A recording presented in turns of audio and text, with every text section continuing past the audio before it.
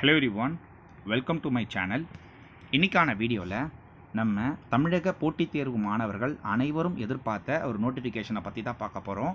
ஆமாங்க, நம்மளுடைய தமிழ்நாடு பணியாளர் தேர்வாணையம் மூலமாக வெளியிடப்பட்ட டிஎன்பிஎஸ்சி குரூப் 4 நோட்டிஃபிகேஷன் ரிலீஸ் ஆகிருக்கு. அதாவது 25/4/2025 இன்று தான் பார்த்தோன்னா இந்த அறிவிப்பை வெளியிட்டு இருக்கிறாங்க டிஎன்பிஎஸ்சி. ஸோ இதை பற்றி தான் இன்றைக்கி ஃபுல்லாக பார்க்க போகிறோம். இந்த நோட்டிஃபிகேஷனை பார்க்கறதுக்கு முன்னாடி நம்ம சேனலை சப்ஸ்கிரைப் பண்ணலைன்னா கீழே இருக்கக்கூடிய ரெட் கலர் சப்ஸ்கிரைப் பட்டனை கிளிக் பண்ணிவிட்டு சப்ஸ்கிரைப் பண்ணிக்கோங்க. அப்போ தான் நான் இதுக்கப்புறம் வரக்கூடிய எல்லா நோட்டிஃபிகேஷனும் உங்களுக்கு அப்டேட்டடாக எடுத்துகிட்டு வந்து சேர்க்க முடியும். ஸோ வாங்க இன்றைக்கான நோட்டிஃபிகேஷன் நம்ம பார்க்கலாம். ஸோ பாருங்கள், இன்றைக்கான notification combined civil service examination group 4க்கான நோட்டிஃபிகேஷன் ரிலீஸ் ஆகிருக்கு. இன்றைக்கி தான் ரிலீஸ் ஆகிருக்கு. கிட்டத்தட்ட உங்களுக்கு ஒரு 83 நாள் இருக்குது நீங்கள் உங்களுக்கான எக்ஸாம்ஸ்க்கு படிக்கிறதுக்கு. ஓகேங்களா? ஸோ அதை மனசில் வச்சுட்டு இந்த நோட்டிஃபிகேஷனை கவனிங்க. ஸோ நான் ஆல்ரெடி சொன்ன மாதிரி நீங்கள் ஆன்லைனில் பார்த்தீங்கன்னா அப்ளை பண்ணுறீங்க அப்படின்னா நீங்கள் பார்த்தீங்கன்னா தாராளமாக அப்ளை பண்ணிக்கலாம். அதாவது 24/5/2025 ஓகே, அதுதான் பார்த்தோன்னா லாஸ்ட் சப்மிஷன் டேட்டு. ஸோ அது வரை பார்த்தோன்னா நீங்கள் அப்ளை பண்ணிக்கலாம். ஸோ இன்றைக்கிலேருந்தே நீங்கள் அப்ளை பண்ண ஸ்டார்ட் பண்ணிக்கலாம் அப்படின்றத சொல்லியிருக்கிறாங்க. ஸோ ஓடிஆர் பண்ணாதவங்க தயவுசெய்து பார்த்தோன்னா பண்ணிக்கோங்க. அதாவது ஒன் டைம் ரிஜிஸ்ட்ரேஷன் கண்டிப்பாக பண்ணிக்கோங்க. ரெனிவல் பண்ணுறது ரொம்ப ரொம்ப ஈஸிங்க. நீங்கள் லாகின் பண்ணிங்கனாலே ஆட்டோமேட்டிக்காக பார்த்தோன்னா உங்களோட டேஷ்போர்டில் ரெனியூ மை ஓடிஆர்னு இருக்கும். அதை கிளிக் பண்ணி நீங்கள் பேமெண்ட் பண்ணிட்டீங்கன்னா உங்களுடைய ஒன் டைம் ரிஜிஸ்ட்ரேஷன் எனேபிள் ஆகிடும்.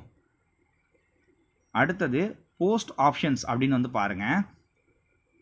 இந்த online application candidates can exercise the option being considered for the post of forest guard with driving license, forest watcher, tribal youth included in this notification. Hence, candidates shall carefully select the post options available online application as mentioned below.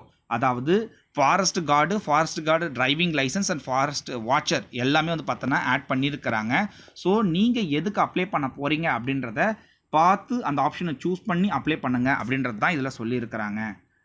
அடுத்தது நம்ம பார்க்க வேண்டியது பார்த்தீங்கன்னா post and vacancies. So என்னென்ன விதமான post இதில் பார்த்தோன்னா release பண்ணப்பட்டிருக்கு அப்படின்றத இதில் சொல்லியிருக்காங்க பாருங்கள்.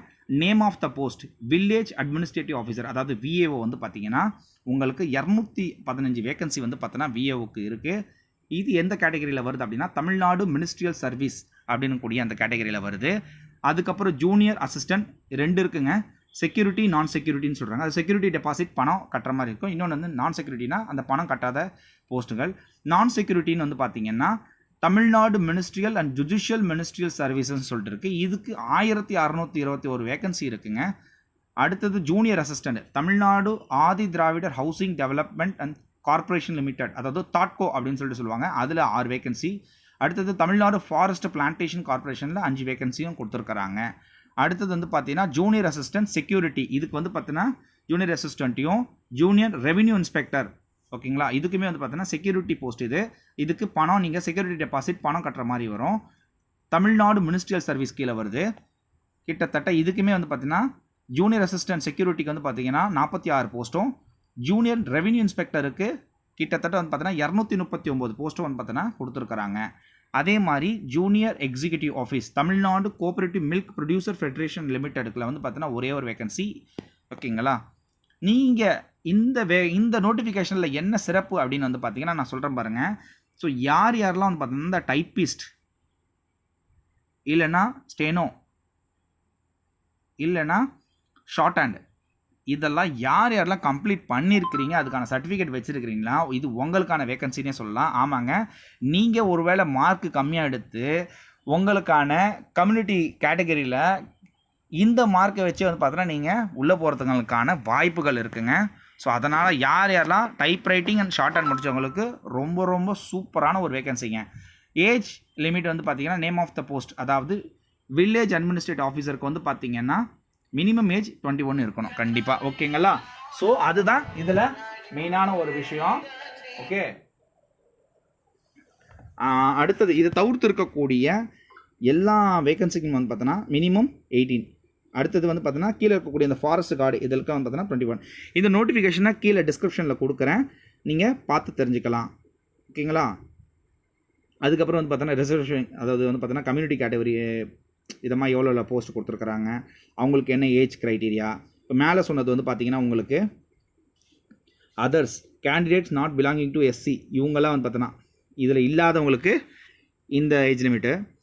இங்கே வந்து பார்த்தீங்கன்னா பிசி, பிசிஎம்மு, எம்பிசி, ஓகேவா. ஸோ இதில் நீங்கள் வரீங்க அப்படின்னா உங்களுக்கான ஏஜ் க்ரைட்டீரியா இதுதான், ஓகேங்களா. Maximum age should not be 42 கடந்திருக்கக்கூடாது அப்படின்றதையும் சொல்லியிருக்கிறாங்க. இந்த நோட்டிஃபிகேஷனை கீழே கொடுக்குறேன், நீங்கள் பார்த்து தெரிஞ்சுக்கலாம். ஓகே, ஸோ அடுத்தது இதில் கவனிக்க வேண்டியது, ஸோ எஜுகேஷனல் குவாலிஃபிகேஷன் இங்கே பாருங்கள். இப்போது நீங்கள் விஏஓ, ஜூனியர் அசிஸ்டன்ட் நான் செக்யூரிட்டி, ஜூனியர் அசிஸ்டன்ட் செக்யூரிட்டி, இதுக்கெல்லாம் வந்து பார்த்தீங்கன்னா ஜென்ரல் குவாலிஃபிகேஷனுங்க, ஓகேங்களா. ஸோ நீங்கள் டிகிரி படிச்சிருந்தாலும் சரி, 10th படிச்சிருந்தாலும் சரி, 12th படிச்சிருந்தாலும் அப்ளை பண்ணிக்கலாம். அடுத்தது வந்து பார்த்தீங்கன்னா ஜூனியர் அசிஸ்டன்ட் தமிழ்நாடு ஆதி திராவிடர், இது வந்து பார்த்தீங்கன்னா எஸ்எஸ்எல்சி பாஸ் பண்ணியிருக்கணும். அடுத்தது minimum general education Tamil Nadu forest plantation, அதுக்கு வந்து பார்த்தீங்கன்னா மினிமம் ஜென்ரல் எஜுகேஷன் சொல்லிட்டாங்க. ஜூனியர் ரெவென்யூ இன்ஸ்பெக்டருக்கு வந்து பார்த்தீங்கன்னா must possess minimum general education, இதுக்கு வந்து பார்த்தீங்கன்னா டிகிரி இல்லைனா ஜென்ரலாக எஜுகேஷன் முடிச்சிருந்தாலே போதும், 12th அந்த மாதிரி. அதே மாதிரி இங்கே பாருங்கள், ஜூனியர் எக்ஸிக்யூட்டிவ் ஆஃபீஸ், இதில் degree from recognised university R must have passed in cooperative training, must have passed certificate in computer on office automation, இதை முடிச்சிருக்கணும் அப்படின்றது சொல்லியிருக்கிறாங்க. நோட் பாருங்கள், கீழே வந்து பார்த்தீங்கன்னா candidates who possesses degree or diploma in computer science or computer engineering or computer applications, so இந்த மாதிரி இருக்குது பார்த்தீங்களா. ஸோ இவங்களுக்கு வந்து பார்த்தீங்கன்னா shall not be required to acquire certification in, so இவங்களுக்குலாம் வந்து பார்த்தீங்கன்னா அந்த சர்டிஃபிகேஷன் இன் கம்ப்யூட்டர் ஆட்டோமேஷன் அது வந்து பார்த்தீங்கன்னா தேவைப்படாது அப்படின்றத சொல்லியிருக்கிறாங்க.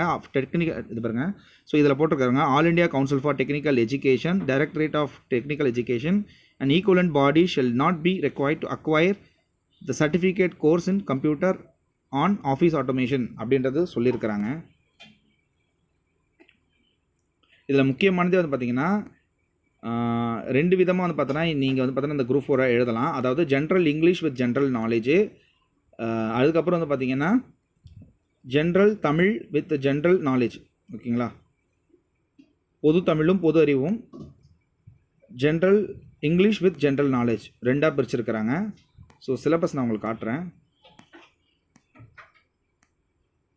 ஏன் சார் எப்படி ஸ்க்ரோல் பண்ணி போகிறீங்கன்னா அவ்வளோதாங்க, நான் முக்கியமானதை மட்டும் நான் உங்களுக்கு சொல்லிடுறேன், ஓகேங்களா.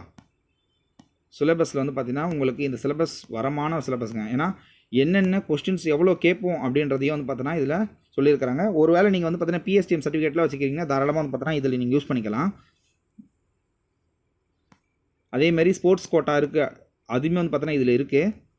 அதுக்கான ஃபார்மும் வந்து பார்த்தோன்னா கொடுத்துருக்குறாங்க. வாங்க பாருங்கள், தமிழ் தகுதி மற்றும் மதிப்பீட்டு தேர்வு பார்ட் ஏ, ஓகேங்களா. சிலபஸ் கொடுத்துருக்குறாங்க.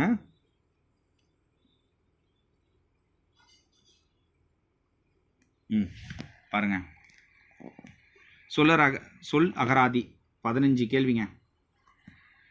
அடுத்தது எழுதும் திறன் 15 கேள்வி, ஓகேங்களா. அடுத்தது கலை சொற்கள், அதுக்கு வந்து பார்த்தோன்னா 10 கேள்வி. ஸோ இந்த மாதிரி தாங்க இருக்கும். ஆனால் நீங்கள் தமிழை விட இங்கிலீஷ் நீங்கள் எடுக்கிறீங்கன்னா உங்களுக்கு படிக்கக்கூடிய லெசன்ஸ் வந்து பார்த்தோன்னா ரொம்ப கம்மியாக இருக்கும். பாருங்களேன், ரைட்டிங் ஸ்கில்ஸு இதுக்கு வந்து பார்த்தோன்னா 10 கொஸ்டின்ஸு, வொக்காபுலரி, கிராமருக்கு பாருங்கள் 25 கொஸ்டின்ஸ் கொடுத்துருக்குறாங்க. ஸோ நீங்கள் இங்கிலீஷ் ஒரு வேளை நீங்கள் எடுக்கிறதா இருந்தால் தாராளமாக எடுத்துக்கலாம், நல்லாவே ஸ்கோர் பண்ணிக்கலாங்க. ஸோ அதே மாதிரி ஜென்ரல் ஸ்டடீஸ்க்கு வந்து பார்த்திங்கன்னா உங்களுக்கு ஜென்ரல் சயின்ஸ்லேருந்து 5 கொஸ்டின் தான் கேட்போன்னு சொல்லியிருக்காங்க. ஸோ அதை பொறுத்து உங்களுக்கான ப்ரிப்பரேஷன் நீங்கள் போட்டுக்கலாம். அதே போல் ஜியாகிரஃபிக்கு வந்து பார்த்தீங்கன்னா 5 கொஸ்டின்ஸாக கேட்டுக்கிறாங்க. ஸோ அதுவுமே வந்து பார்த்தீங்கன்னா நீங்கள் அந்தளவுக்கு வந்து பார்த்தீங்கன்னா டைம் வேஸ்ட் பண்ணாமல் எதுக்கெல்லாம் கொஸ்டின்ஸ் அதிகமாக கேட்போமோ அதை வந்து பார்த்தீங்கன்னா ப்ரைமரி ஃபோக்கஸ் கொடுத்து படிங்க. எதுக்கெல்லாம் லெஸ் கொஸ்டின்ஸ் கேட்குறாங்களோ அதுக்கு வந்து பார்த்தீங்கன்னா செகண்டரி அண்ட் வந்து பார்த்தீங்கன்னா தேர்ட் ப்ரிஃபரன்ஸ் வந்து பார்த்தீங்கன்னா நீங்கள் கொடுத்துக்கலாம்.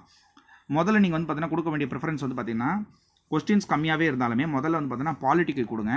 ரெண்டாவது வந்து பார்த்தீங்கன்னா economy and development administration in Tamil Nadu 20 questions கேட்குறாங்க, இதுக்கு நீங்கள் கொடுத்துக்கலாம். மூணாவது வந்து பார்த்தீங்கன்னா history, culture, heritage and socio political movements of Tamil Nadu அப்படின்றது இது கொடுத்துக்கலாம். 20 கொஸ்டின்ஸ்க்கு வந்து பார்த்தீங்கன்னா கேட்குறாங்க. அதே போல் இங்கே பாருங்கள் ஆப்டிடியூட் அண்ட் மென்டல் எபிலிட்டி, ஆப்டிடியூடுக்கு வந்து பார்த்தீங்கன்னா 15 கொஸ்டின். ஃபஸ்ட்டு ஆப்டிடியூட்டை ஃபஸ்ட்டு முடிங்க. லாஜிக்கல் ரீசனிங் வந்து பார்த்தீங்கன்னா நீங்கள் படிக்கலனாலுமே வந்து பார்த்தீங்கன்னா நீங்கள் ஆன்சர் பண்ணிக்கலாம். ஸோ ஃபஸ்ட்டு நீங்கள் இந்த 15 வந்து பார்த்தீங்கன்னா டார்கெட் பண்ணுங்கள். ஓகே, அதுக்கான சிலபஸும் கொடுத்துட்டான். ஸோ இங்கிலீஷில் பாருங்களேன் என்னென்னலாம் கொடுத்துக்கிறான். போயம்ஸ், இந்த போயம்ஸ்லேருந்து தான் உங்களுக்கு கேள்வி இருக்கும். ப்ரோஸ், இதை மட்டும் தான் நீங்கள் படிக்கணும். ஸோ இந்த நோட்டிஃபிகேஷனை கீழே கொடுக்குறேன், நீங்கள் பார்த்து தெரிஞ்சுக்கலாம். ஸோ நோட்டிஃபிகேஷன்லேயே மொத்தமாக சொல்ல வேண்டியது இவ்வளோ தாங்க. அந்த நோட்டிஃபிகேஷன் அதனால தான் வந்து பார்த்தீங்கன்னா ரொம்ப நேரம் வந்து பார்த்தீங்கன்னா இழுத்துட்டு போகல. ஓகேங்களா? ஸோ இந்த வீடியோவில் எதனா உங்களுக்கு டவுட்ஸ் அண்ட் கிளாரிஃபிகேஷன் தேவைப்பட்டதுன்னா கீழே கமெண்ட்டில் கேளுங்க. அதுக்கான வீடியோ அடுத்து நம்ம போடலாம்.